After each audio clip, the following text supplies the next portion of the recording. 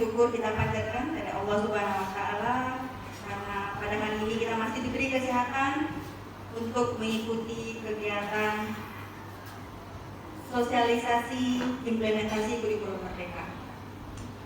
Salawat dan salam kita hadiahkan kepada junjungan alam Nabi besar Muhammad SAW. Semoga salawat dan salam yang kita hadiahkan bersama-sama mendapatkan syafaat beliau di yaumil hasanah. Terima kasih saya ucapkan kepada Bapak Kepala Sekolah yang telah memberi kesempatan kepada saya untuk menyampaikan materi tentang sosialisasi kurikulum merdeka. Baik Bapak Ibu, untuk tahun ini sekolah kita telah menerapkan kurikulum merdeka.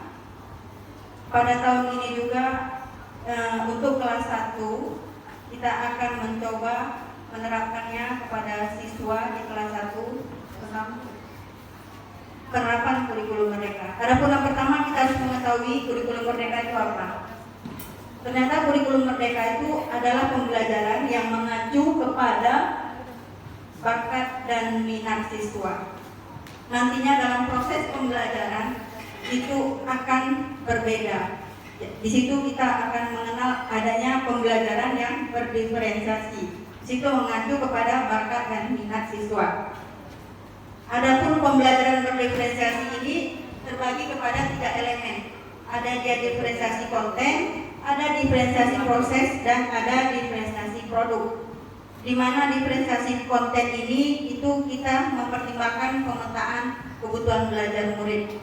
Sementara diferensiasi proses, di situ kita harus memahami murid secara dia belajar bagaimana, apakah berkelompok, mandiri. Jadi kita harus bisa memahami di situ kebutuhan belajar murid dalam diferensiasi proses. Satu lagi diferensiasi produk. Di sini juga nanti murid hasil pekerjaannya itu harus bisa ditunjukkan kepada kita, gurunya. Bisa dalam tulisan, boleh hasil tes, diagram, boleh pidato, rekaman. Jadi semuanya mencerminkan pemahaman murid yang berhubungan dengan tujuan pembelajaran yang kita harapkan. Bapak Ibu, sekarang kita lihat alur pembelajaran merdeka. Jadi merdeka belajar itu asal kata dari merdeka. Di sini ada 2 R. R yang pertama mulai dari diri. Kita lihat. Jadi mulai dari di sini kita memberi pertanyaan refleksi untuk memulai topik.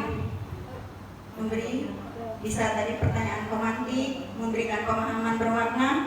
Lalu yang kedua E, eksplorasi konsep.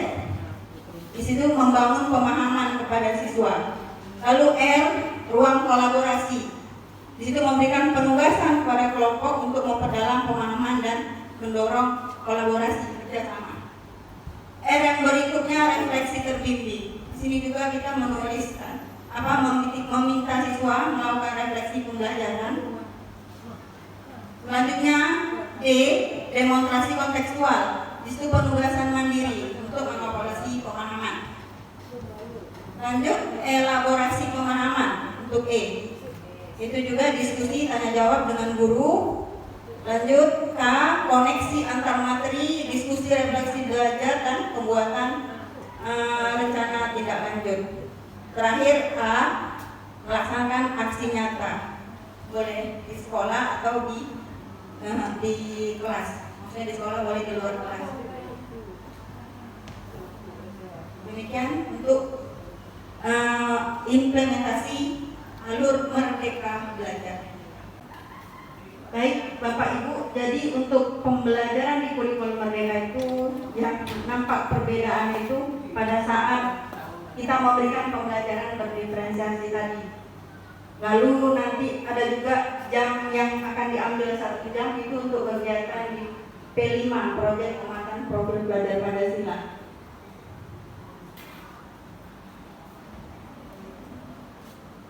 Nah, di kegiatan P5 itu kita lebih menekankan nanti ke karakter siswa. Cuman dalam pembelajaran intra, profil pelajar Pancasila itu tetap kita masukkan di setiap topik pembelajaran.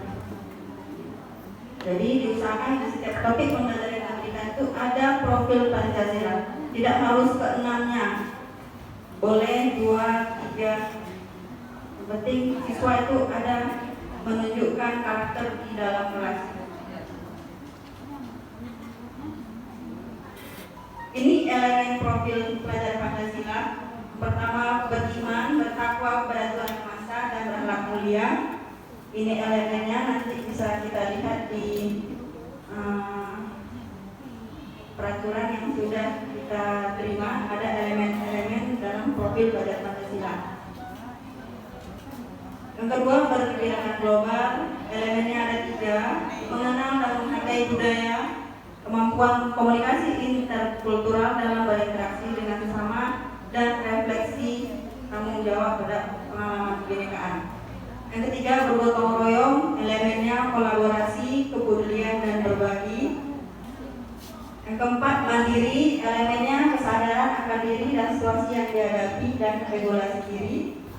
Yang kelima, bernalar kritis, memperoleh dan memproses informasi dan gagasan, menganalisis, mengevaluasi penalaran, merefleksi pemikiran dan proses berpikir, dan mengambil keputusan. Terakhir, kreatif. Di situ elemennya menghasilkan gagasan orisinal dan menghasilkan karya dan tindakan orisinal. Dari pembelajaran kurikulum merdeka ini adalah adanya capaian pembelajaran. Lalu dari capaian pembelajaran kita menurunkan tujuan pembelajaran. Setelah dari tujuan pembelajaran kita membuat alur tujuan pembelajaran sehingga kita bisa merancang modul. Masih atas perhatiannya. Assalamualaikum warahmatullahi wabarakatuh.